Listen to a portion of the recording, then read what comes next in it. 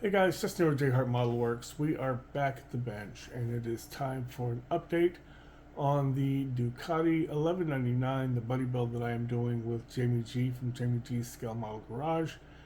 Check out Jamie's channel. There's a link at the bottom in the description. He's doing awesome work on his stuff. I want to take a minute to say thank you very much from the bottom of my heart to every one of you who replied on my video last week regarding Tiggy. I know I have not, well, as of the time that I'm recording this, I have not responded to everybody. It's a hard video to respond to. I respond to a couple of them and then I stop. I and my wife greatly appreciate it. She watched the video and read you guys' comments as well, so we deeply appreciate it. That being said, I did have a significant amount of work done.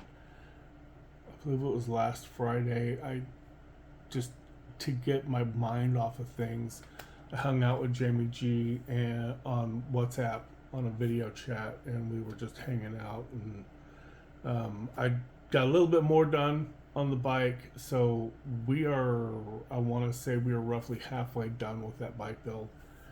Let's go ahead and get the camera flipped around. Let's take a look and see what we've got.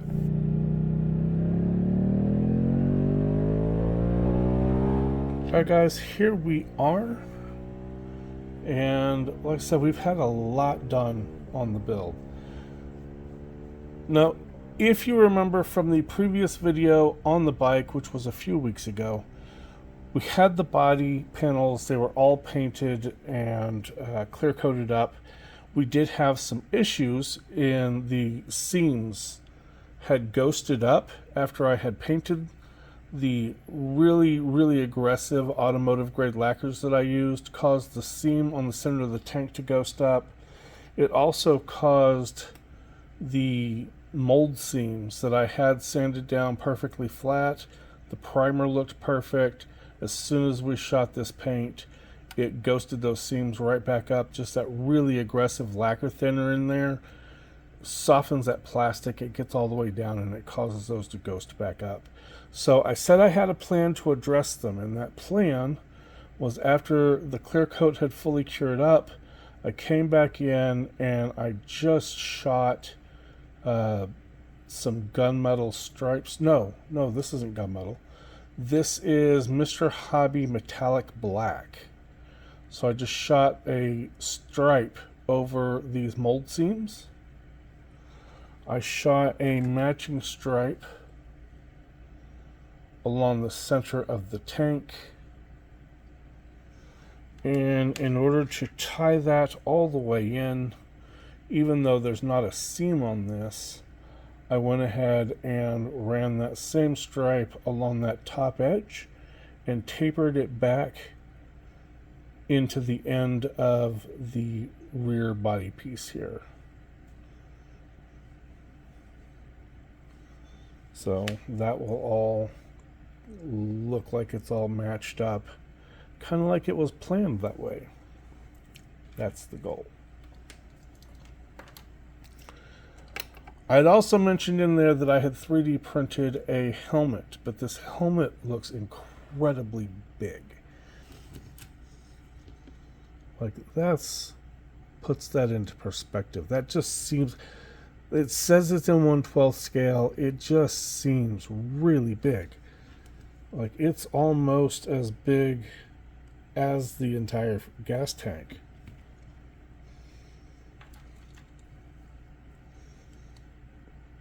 Look, it's almost as wide as the full tank. That just seems off to me. I did go ahead and 3D print another one. It is a little more narrow. I added the metallic black stripes in there as well, just to tie that in.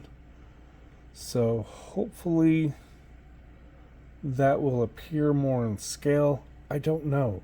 You guys let me know if you think the really big, the guys, those of you that ride and know how big a helmet should be, let me know Is this the correct scale, or should it be this smaller, the slightly smaller that I've done? Because I'm not certain, but I think this looks a little better. That's it for the body. I had not even started on this in the previous video, and it is now. We have the frame, the engine is completely done. I think I had started on the engine, yeah, because I was telling you guys that you can replace the titanium silver and bronze, or was it titanium gold and bronze? They want you to mix two colors together to get this color, and it doesn't look exactly like this, but it also doesn't look like the actual motorcycle. This is Splash Paint's gold bronze. It's a wheel color from Splash Paints, and it is a much better match for these pieces on the these goldish colored pieces on the engine. So yeah, I had mentioned that, but for the most part, just the engine was all that we had done. And we are this far in. The wheels, we have some 3D printed OZ Racing gas wheels that I picked up off of Colts 3D. I had another set of wheels in mind for the build, but they're actually for the Superleggera V4, and they don't match, especially the front doesn't match up in line with the brakes. So I went with these. I like these still very much. And I have kind of decided that Splash Paint's Candy Blue over a bright silver is going to be my accent color. That's kind of where I went with the brakes, as well as this crown nut, or the castle nut. I did a 3D printed chain also from Colts 3D, and I did the bolts as well as the castle nut for that in this same blue. Another thing that I sprayed in the Candy Blue as a highlight color is this spring. I lost my bottle of Mr. Metal Primer. I have no idea where it's at. I have not seen it since we did all the renovations to the kitchen and I had to box everything up. I don't know where it went after that. So I had to go buy a rattle can because no one has the just glass pot anymore. So I had to go buy a rattle can of it and spray the metal primer on the spring. Then I hit it with the LP48 Sparkling Silver for my bright silver base and the Splash Paints Candy Blue. I really like it. I think it's going to look good. All in all, I think it goes well with the color shifting body color here. Something else that I have given a try to, something I have not done really before. I do a little bit of heat staining here and there, but not this multicolored titanium. Normally if I do heat staining, what I do is I'll just shoot some stainless steel and then I'll hit it with a little bit of like Alclad hot metal sepia maybe, or some Alclad exhaust manifold, and then some flat clear, and just call that good. So this is probably I think this is the first time I've tried doing the really light blue and the red. I masked off the welds so that they didn't get anything on them, and then after shooting the blue, and then I shot the red on the outside of the blue.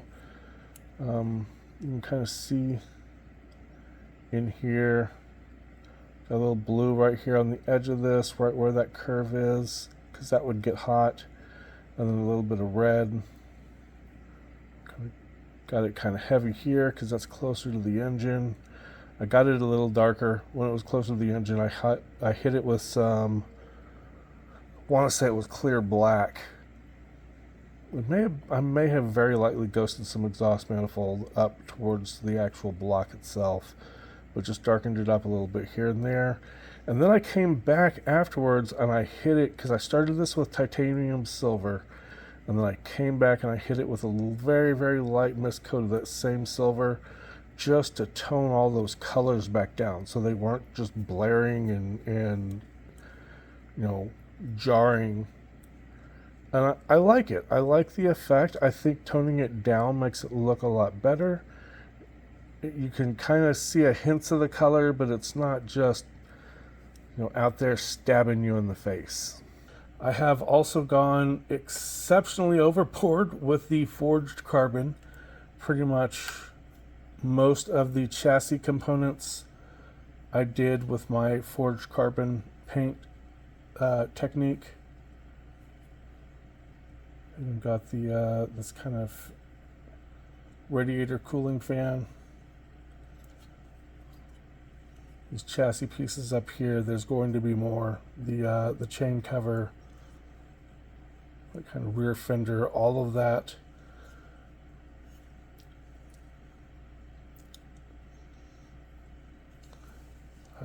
We also have this front fender done in the forged carbon as well.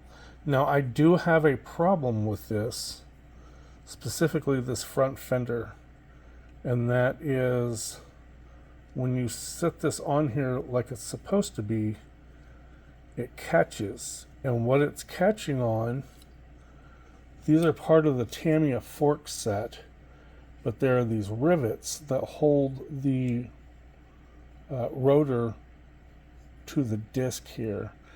And you drill these out and you glue these in, and I drilled them out, I glued them in, they seat perfectly. I don't know if maybe it's something with the way the brake is sitting on the 3D printed wheel.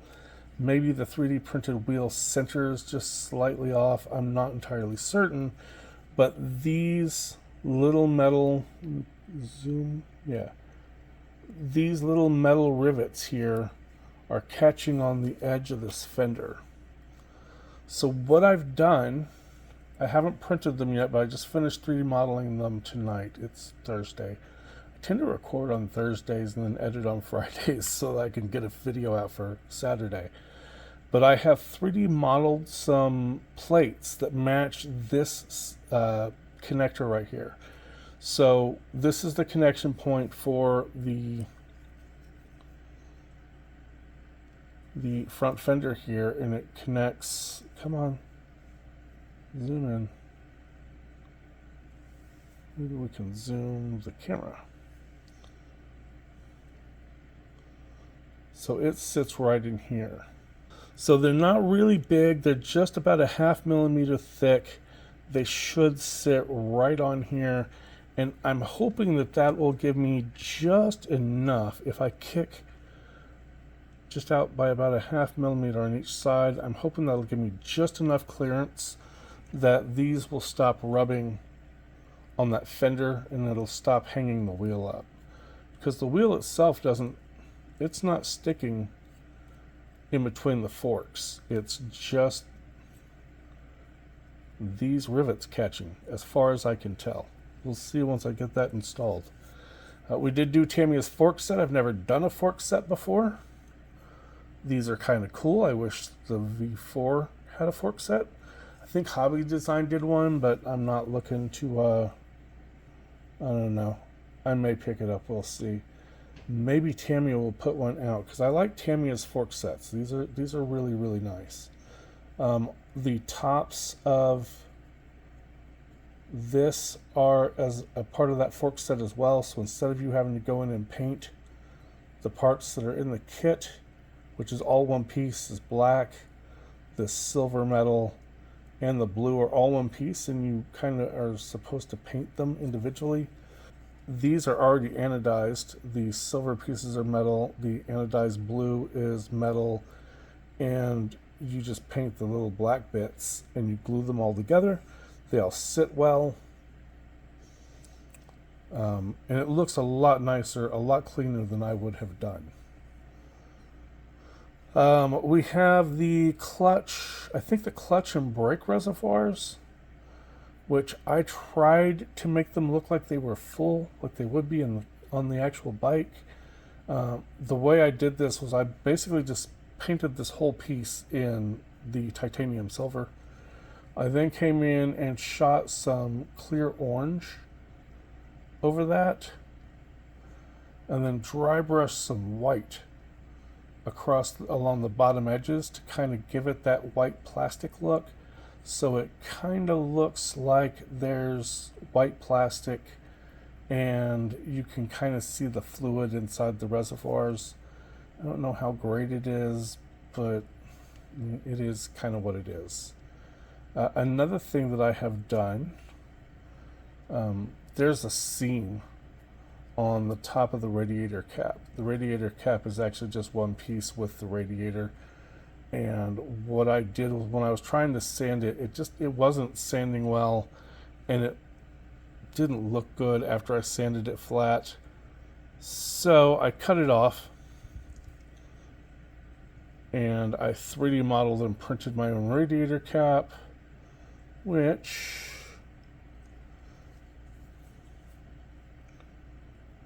I don't know if you can see it or not, but I did get the Ducati logo on the top of that radiator cap.